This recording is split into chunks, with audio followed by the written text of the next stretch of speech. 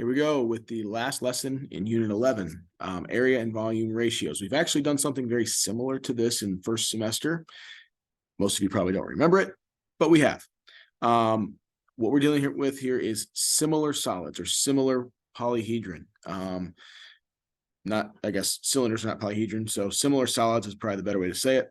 They have the same shape and all sides are proportional. So they're the same shape, but they're a little bit different size. But all the sides, or all the lengths are proportional. And so there's three different ratios we can make. The ratio of corresponding linear dimensions, which is a very fancy word for corresponding heights or corresponding lengths, one dimension. So yeah, those are called the similarity ratio.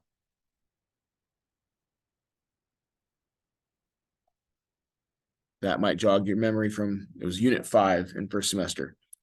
The ratio of the squared dimensions is called the area ratio. By the way, I will call similarity ratio SR a lot. I will call the area ratio AR. And I will call the last one, which is the ratio of the cubed dimensions, the volume ratio. And you could probably guess it, BR. Okay. And what the relationship is if the similarity ratio is A to B, then the area ratio is A squared to B squared. You can probably guess what the volume ratio would be. It'd be A cubed over B cubed. Okay. So what does that all mean? Let's go down and do a couple examples. Two similar prisms, and they have to be similar. That's the key thing. They got to be similar. I'm not going to give you some that are not similar, but two similar prisms have a similarity ratio of 3 to 5, which means like I'll use a circle as an example. It's easier to see a circle. If the radius was 3 on one and the radius is 5 on the other, well, the ratio of their areas would be 9 over 25. And so let's just look at a circle real quick. So if the area, or if the radius is 3 and the radius is 5, then the area of that circle would be 9 pi r squared. And the area of the larger one would be 25 pi. So if I divide those, it'd be 9 over 25. The volumes of those would be 3 to the third power, which is 27, and 5 to the third power, which is 125. So I just cube, or 3 times 3 times 3, and then 5 times 5 times 5. All right. This is more what you're going to see right here. Given that the two cones are similar, what is the volume of the smaller cone? All right, so when I'm asking for a volume, I need a volume ratio. I currently have the radius is 2 and the radius is 5. So I have a similarity ratio. I have a single linear dimension. So the similarity ratio is 2 over 5. How do I turn that into a volume ratio? Well, I cube both the top and the bottom. So the volume ratio is 2 to the third power, which is 8, 5 to the third power, which is 125. Now I have the volume ratio, the one that I need. So I can now set up my proportion. Don't set up your proportion before you have the ratio that you need. Now, you also see down here that the volume of the larger one was 8,000. The way I have my ratio set up, I have the larger one on the bottom. So 8,000 goes in the bottom. And the volume of the smaller one goes on top, which we don't know. So that's the X.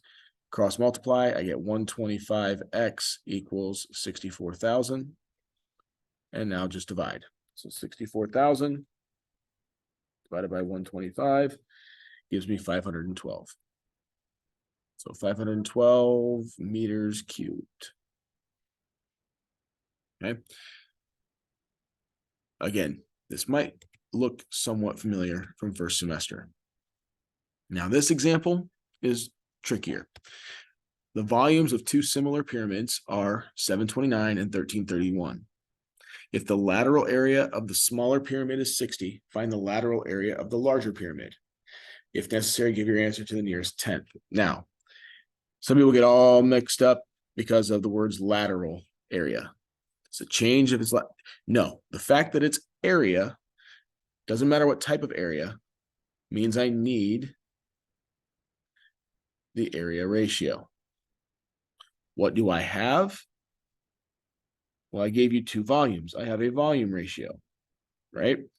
So that volume ratio, let's go ahead and write it down as 729 over 1331. Okay, so how do I go from a volume ratio to an area ratio? I can't do it in one step. I have to go volume ratio to similarity ratio to area ratio. Okay, how do I do that? Well, right now, volume ratio is a cubed. So 729 is a cubed. And b cubed is 1331. How do I get a to the similarity ratio? I got to do the cubed root of those numbers.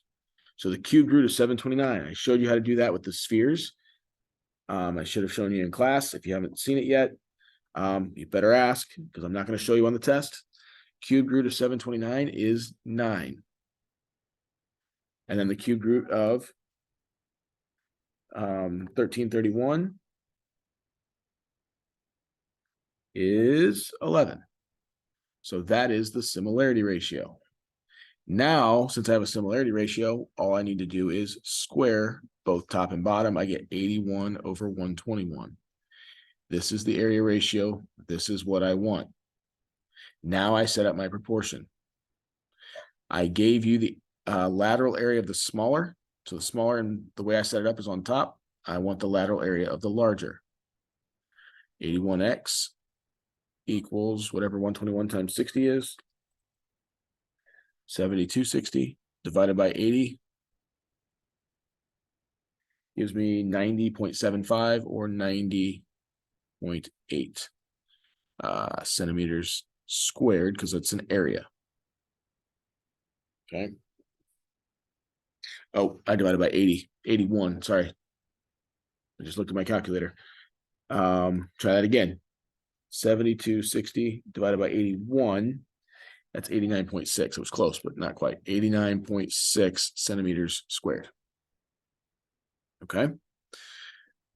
Flip to the back. Box of detergent. And it's shaped like a rectangular prism, holds 3.25 pounds of detergent.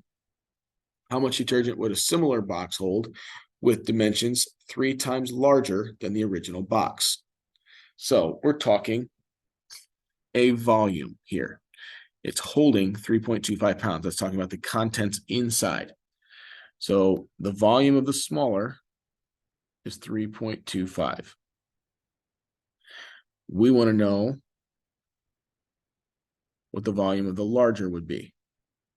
How much detergent would a similar box hold if the dimensions are 3 times larger? All right, so essentially what we have here, I'm going to draw a rectangular prism best I can. Okay, and we don't know X, Y, and Z. We don't know what the dimensions are. We just know that altogether that holds 3.25 pounds of detergent. Now we're going to do a similar box. So it's got to be a rectangular prism again. But it's 3 times larger. Now that's not quite 3 times larger, but you get the idea. Each of the dimensions is 3 times larger. So I don't know what X, Y, and Z were, but I know that in the new one, X is 3 times larger, so 3X. I know that Y is 3 times larger, so 3Y. And I know that Z is 3 times larger, so 3Z. Okay, so on the first box, the volume is X times Y times Z, right? On the second box, it's 3X times 3Y times 3Z. If I rearrange that, it's 3 times 3 times 3, or 27 X, Y, Z. So essentially, it is 27 times larger than the original box. So how much weight would it hold? 3.25 times 27, 87.75 pounds of detergent. Very big box. Okay. Now, that did not have anything to do with what, at least it didn't seem like it had anything to do with the front of this notes. I'm going to show you how it's related. These are similar solids. So I'm going to look at that. The similarity ratio is x over 3x. Right? Well, that reduces. Reducing it is 1 over 3, right? The x's cancel, it's just 1 over 3. So my similarity ratio is 1 over 3. I need a volume ratio. What do I do to that? I cube it, right? When I cube it, I get 1 times 1 times 1, or 1. 3 times 3 times 3 is 27. This is my volume ratio. So now I can do my proportion. 1 over 27 equals, the smaller one was 3.25. The larger one, we don't know. So 1 times question mark is just question mark. And then 3.25 times 27, you get the 87.75. So it is the exact same thing. This just might make a little more sense to you. Okay. That's it. We're done with unit 11.